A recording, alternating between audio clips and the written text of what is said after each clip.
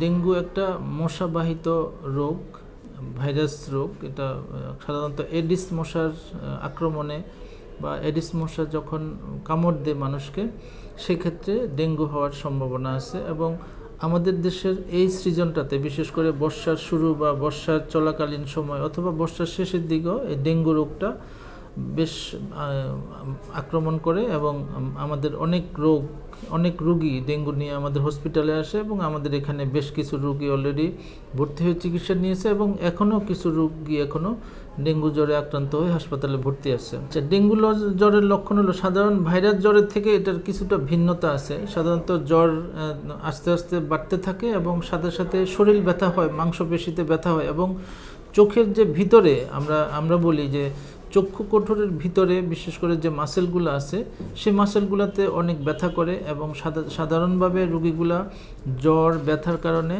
সে অত্যন্ত দুর্বল হয়ে যায়। একটা রোগী সাধারণভাবে যখন জ্বর নিয়ে বা শরীর ব্যথা নিয়ে যখন আসে, আমরা স্বাভাবিক প্যারাসিটামল জাতীয় ওষুধগুলো দিই, আমরা অ্যান্টিবায়োটিক জাতীয় ওষুধগুলোকে অ্যাভয়েড করি। ডেঙ্গু রোগটা যখন অতিমাত্রায় ছড়ায় যায়, বিশেষ করে ডেঙ্গু রোগীরা ডেঙ্গু হেমোরোজিক যে রোগটা আছে, সেই হেমোরোজিক রোগের ক্ষেত্রে প্লাটিলেটের মাত্রা অনেক কমে যায়। সেক্ষেত্রে তাকে রক্ত সঞ্চালন করা লাগতে পারে অথবা প্লাটিলেট তাকে দেওয়া লাগতে পারে।